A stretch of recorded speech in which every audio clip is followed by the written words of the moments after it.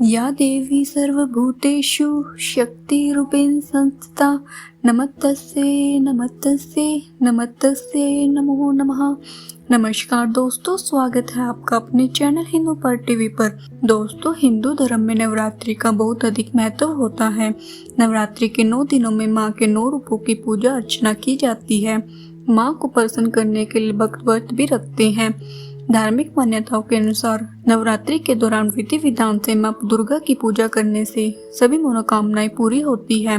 ये नवरात्रि अब की बार 3 अक्टूबर दिन गुरुवार से शुरू हो रहे हैं और इसका समापन 12 अक्टूबर दिन शनिवार को हो रहा है। आइए जानते हैं नवरात्रि व्रत की कथा के बारे में। वीडियो को शुरू करने से पहले वीडियो को लाइक करें एंड चैनल को सब्सक्राइब करें। नवरात्र व्रत की विधि। इस व्रत में उपवास या फलाहार आदि का कोई विशेष नियम नहीं है। प्रातःकाल उठकर स्नान करके मंदिर में जाकर या घर पर ही नवरात्रों में दुर्गा जी का ध्यान करके यह कथा पढ़नी चाहिए। कन्याओं के लिए यह व्रत विशेष फलदायक है। श्री जगदम्बा की कृपा से सब विघ्न दूर होते हैं। कथा के अंत में बारंबार दुर्गा माता तेरी सदा ही जय हो का उच्चारण करें। कथा। बृहस्पति जी बोले, हे ब्रह्मा जी, आप अत्यंत बुद्धिमान, सर्वशास्त्र और चारों वेदों को जानने वालों में श्रेष्ठ हैं। हे प्रभु, कृपया करके मेरे वचन सुनो। चैत, अश्विन माघ और आषाढ़ मास के शुक्ल पक्ष में नवरात्र का व्रत और उत्सव क्यों किया जाता है? हे भगवान, इस व्रत का फल क्या है? किस प्रकार करना उचित है? और पहले इस व्रत को किसने किया है, सो विस्तार से कहो। बृहस्पति जी का ऐसा प्रश्न सुनकर ब्रह्मा जी कहने लगे, हे बृहस्पति, प्राणियों का हित करने की इच्छा से तुमने बहुत ही अच्छा प्रश्न किया। जो मनुष्य मनोरथ पूर्ण करने वाली दुर्गा महादेवी, सूर्य और नारायण का ध्यान करते हैं, वे मनुष्य धन्य है। यह नवरात्र व्रत संपूर्ण कामनाओं को पूर्ण करने वाला है। इसको करने से पुत्र चाहने वाले को पुत्र, धन चाहने वाले को धन, विद्या चाहने वाले को विद्या एवं सुख चाहने वाले को सुख मिल सकता है। इस व्रत को करने से रोगी मनुष्य का रोग दूर हो जाता है और कारागार में पड़ा हुआ मनुष्य बंधन से छूट जाता है। मनुष्य की तमाम विपत्तियां दूर हो जाती है और उसके घर में संपूर्ण संपत्तियां आकर उपस्थित हो जाती है। बंदिया और काक बंदिया के इस व्रत के करने से पुत्र हो जाता है। समस्त पापों को दूर करने वाले इस व्रत के करने से ऐसा कौन सा मनोरथ है जो सिद्ध नहीं हो सकता? जो मनुष्य इस अलभ्य मनुष्य देह को पाकर भी नवरात्र का व्रत नहीं करता, वह माता पिता से हीन हो जाता है, अर्थात उसके माता पिता मर जाते हैं और वह अनेक दुखों को भोगता है। उसके शरीर में कुष्ठ हो जाता है और अंगहीन हो जाता है। उसके संतान उत्पत्ति नहीं होती। इस प्रकार वह मूर्ख अनेक दुखों को भोगता है। इस व्रत को न करने से निर्दय मनुष्य धन और धान्य से रहित भूख और प्यास के मारे पृथ्वी पर घूमता है और गूंगा हो जाता है।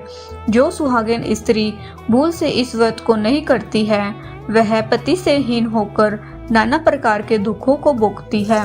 यदि व्रत करने वाला मनुष्य सारा दिन का उपवास न कर सके तो एक समय भोजन करे और उस दिन बांधवों सहित नवरात्र व्रत की कथा श्रवण करे।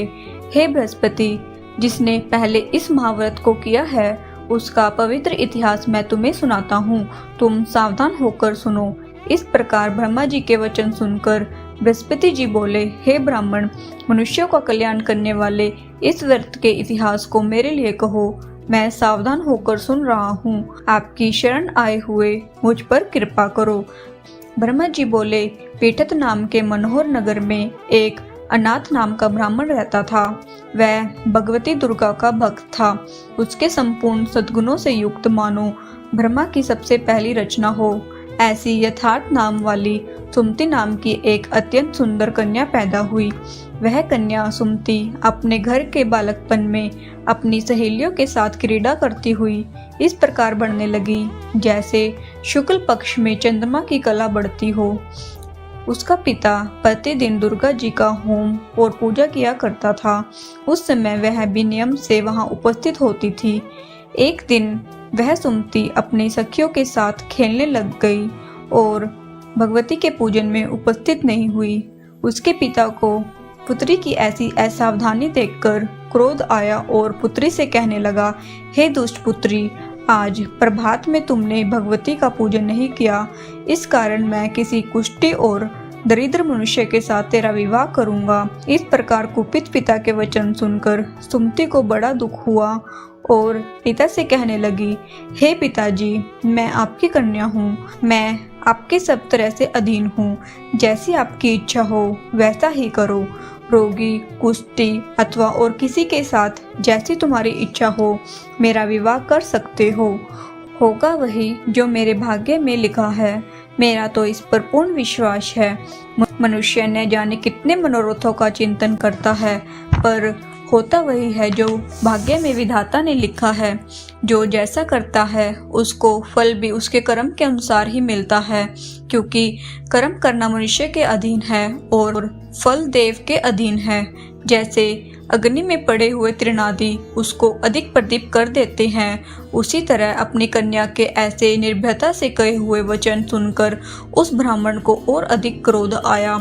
तब उसने अपनी कन्या का एक कुष्ठी के साथ विवाह कर दिया और अत्यंत क्रुद्ध होकर पुत्री से कहने लगा, जाओ जाओ, जल्दी जाओ, अपने कर्म का फल भोगो, देखे केवल भाग्य भरोसे रहकर क्या करती है।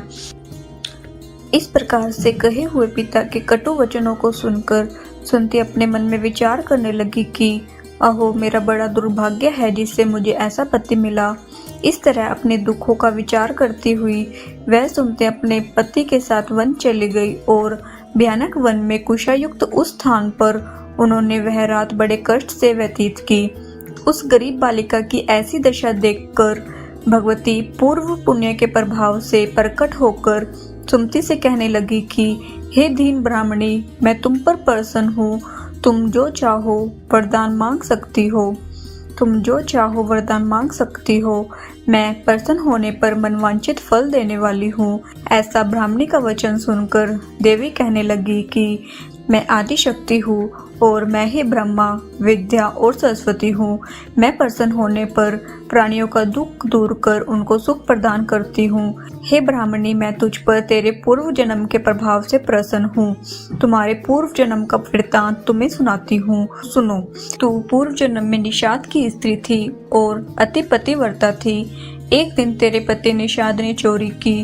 चोरी करने के कारण तुम दोनों को सिपाहियों ने पकड़ लिया और ले जाकर जेल खाने में कैद कर लिया। उन लोगों ने तेरे को और तेरे पति को भोजन भी नहीं दिया। इस प्रकार नवरात्र के दिनों में तुमने न तो कुछ खाया और न ही जल पिया, इसलिए 9 दिन तक नवरात्र का व्रत हो गया। हे ब्राह्मणी, उन दिनों में जो व्रत हुआ उस व्रत के प्रभाव से प्रसन्न होकर तुम्हें मनवांछित वस्तु दे रही हूँ। तुम्हारी जो इच्छा हो सो मांगो।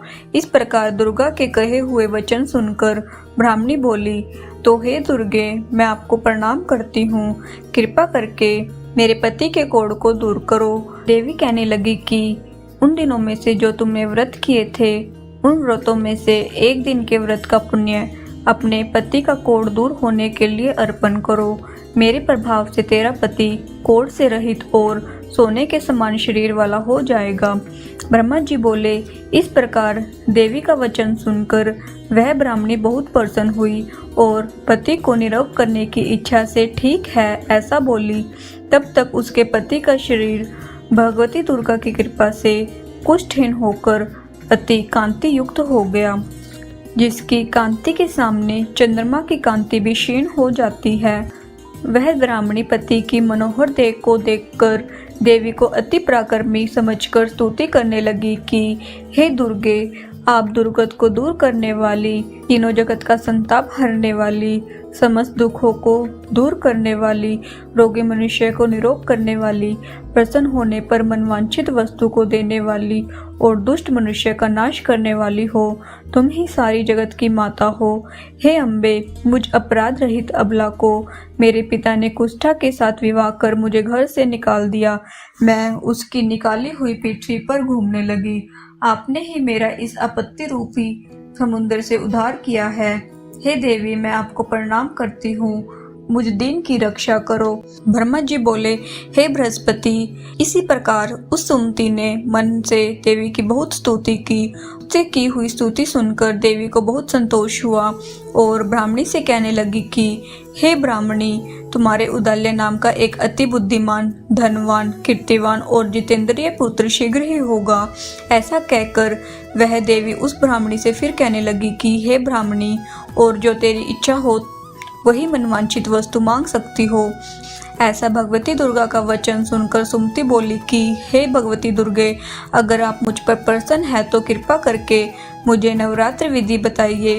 हे दयावती, जिस विधि से नवरात्र व्रत करने से आप प्रसन्न होती है, उस विधि को और उसके फल को मेरे लिए विस्तार से वर्णन करें। इस प्रकार ब्राह्मणी के वचन सुनकर दुर्गा कहने लगी कि हे ब्राह्मणी, मैं तुम्हारे लिए संपूर्ण पापों को दूर करने वाली नवरात्र व्रत की विधि को बतलाती हूँ, जिसको सुनने से तमाम पापों से छुटकर मोक्ष की प्राप्ति हो जाती है। अश्विन मास के शुक्ल पक्ष की प्रतिपदा से लेकर 9 दिन तक विधि पूर्वक व्रत करे। यदि दिन भर का व्रत न कर सके तो एक समय का भोजन करे। पढ़े लिखे ब्राह्मणों से पूछकर घट स्थापना करे और वाटिका बनाकर उसको प्रतिदिन जल से सींचे। महाकाली, महालक्ष्मी और महासरस्वती की मूर्तियां बनाकर उनकी नित्य विधि सहित पूजा करे और पुष्पों से विधि पूर्वक अर्घ्य दे। बिजोरा के फूल अर्घ्य देने से रूप की प्राप्ति होती है। जायफल से कीर्ति, दाख से कार्य की सिद्धि होती है। आंवले से सुख और केले से भूषण की प्राप्ति होती है। इस प्रकार फलों से अर्घ्य देकर यथाविधि हवन करे। खांड, घी, गेहूं, शहद, जौ, तिल, बिंब, नारियल, दाख और कदम, इनसे हवन करे। गेहूं होम करने से लक्ष्मी की प्राप्ति होती है। खीर व चंपा के पुष्पों से धन और पत्तों से तेज और सुख की प्राप्ति होती है। आंवले से कीर्ति और केले से पुत्र प्राप्त होता है। कमल से राज सम्मान और दाखों से सुख और संपत्ति की प्राप्ति होती है। खांड, घी, नारियल, शहद, जौ और तिल, इनसे तथा फलों से होम करने से मनवांछित वस्तु की प्राप्ति होती है। व्रत करने वाला मनुष्य इस विधान से होम कर आचार्य को अत्यंत नम्रता के साथ प्रणाम करे और यज्ञ की सिद्धि के लिए उसे दक्षिणा दे। इस महाव्रत को पहले बताई हुई विधि के अनुसार जो कोई करता है उसके सब मनोरथ सिद्ध हो जाते हैं, इसमें तनिक भी संशय नहीं है। इन 9 दिनों में जो कुछ दान आदि किया जाता है उसका करोड़ों गुना मिलता है। इस नवरात्र के व्रत करने से ही अश्वमेध यज्ञ का फल मिलता है। हे ब्राह्मणे, इस संपूर्ण कामनाओं को पूर्ण करने वाले उत्तम व्रत को तीर्थ, मंदिर अथवा घर में ही विधि के अनुसार करे। ब्रह्मा जी बोले, हे बृहस्पति, इस प्रकार ब्राह्मणी को व्रत की विधि और फल बताकर देवी अंतर्ध्यान हो गई। जो मनुष्य या स्त्री इस व्रत को भक्ति पूर्वक करता है वह इस लोक में सुख को पाकर अंत में दुर्लभ मोक्ष को प्राप्त करता है। हे बृहस्पति, इस दुर्लभ व्रत का महात्म्य मैंने तुम्हारे लिए बतलाया है। ऐसे ब्रह्मा जी के वचन सुनकर बृहस्पति जी आनंद के कारण रोमांचित हो गए और ब्रह्मा जी से कहने लगे कि हे ब्रह्मा जी, आपने मुझ पर अति कृपा की, जो अमृत के समान इस नवरात्रि व्रत का महात्म्य सुनाया। हे प्रभु, आपके बिना और कौन इस महात्म्य को सुना सकता है। बृहस्पति जी के ऐसे वचन को सुनकर ब्रह्मा जी बोले, हे बृहस्पति, तुमने सब प्राणियों का हित करने वाले इस अलौकिक व्रत को पूछा है, इसलिए तुम धन्य हो। यह भगवती शक्ति संपूर्ण लोकों का पालन करने वाली है। इस महादेवी के प्रभाव को कौन जान सकता है। जय माता दी।